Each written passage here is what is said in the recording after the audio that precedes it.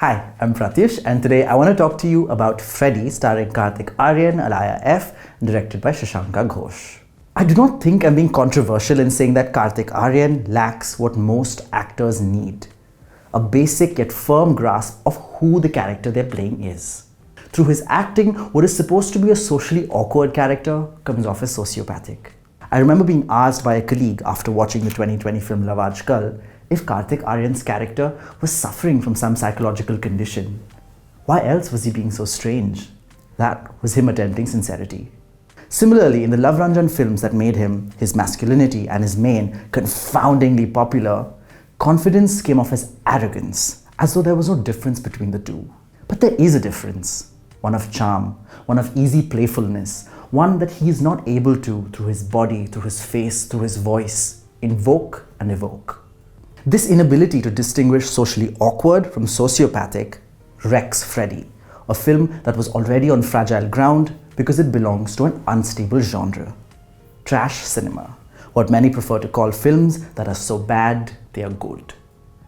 The gutter of popular culture, where all its worst incarnations, stereotypes, anxieties and joys come to roost, the same gutter where many of us love to thrash about it like pigs.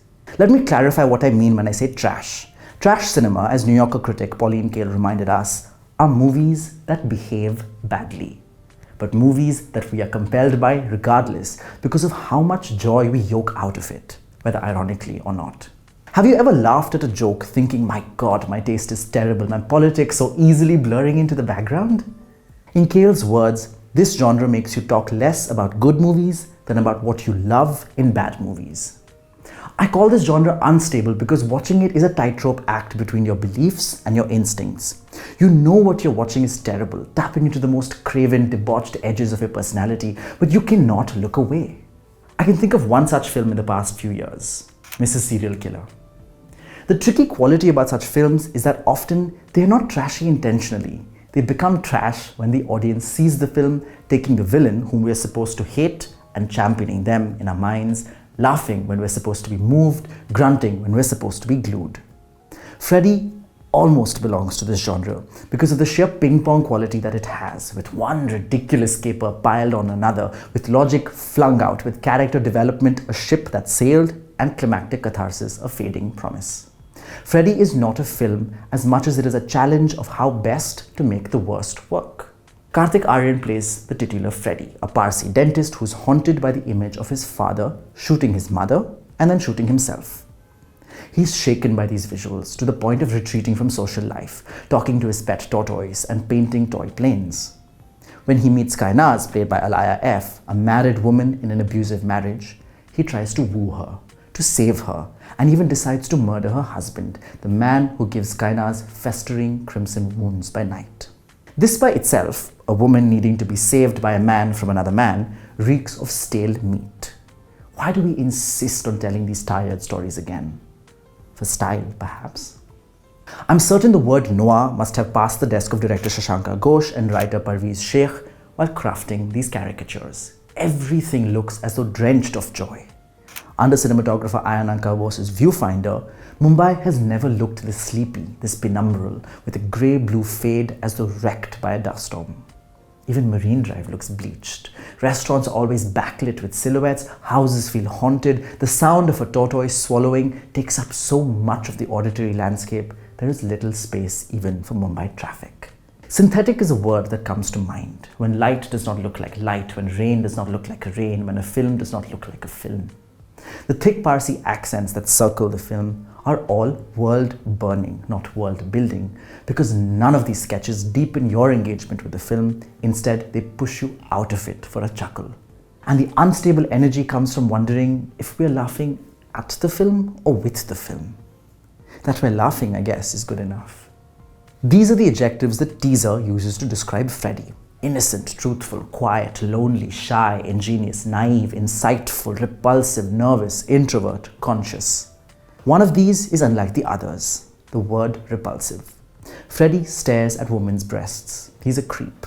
And this is a problem because the film insists on him being innocent, on him being right, or at least on his actions being the least wrong. But the way Kartik Aaryan plays him, hunched with a paunch to underline his total undesirability against Alaya's svelte body, which is either tucked in pleated anarkalis or left bare, there is a scraping quality. I use the word scraping very consciously because on the one hand it is literally scraping the bottom of the masculine barrel. Here is a man who explains all his character flaws with one flashback, the kind of person who's content believing that his awful habits have an origin story that does not involve him. Then there is just how discordant his performance is, his character brief and his character antiques almost pulling in opposite directions. The character is written so you tumble with him into the mud, but you will want to keep your distance the way Kartik Aaryan inhabits Freddy.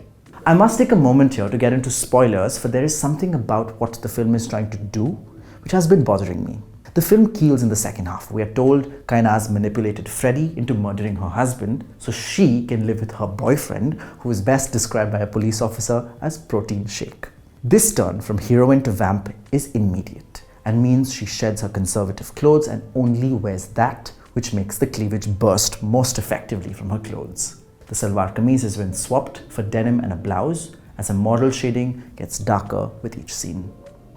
So empty of personality, edge or wit, Kainaz becomes that which so many of us are wary of. Empty female characters written and directed by men. What she's given is beauty. Her big eyes quake, her skin is smooth even when lesioned, her teeth are perfect. But the film even takes this away from her, first by giving her a husband who bruises her, and then a lover who replaces her face wash with dishwashing soap, so she breaks out in scarlet patches of rashes. She is a consummate vamp given neither context nor concern. At the end, the most bloody visual of the film is saved for her, because the one thing the film gives her, her beauty, must be tainted as we leave the hall.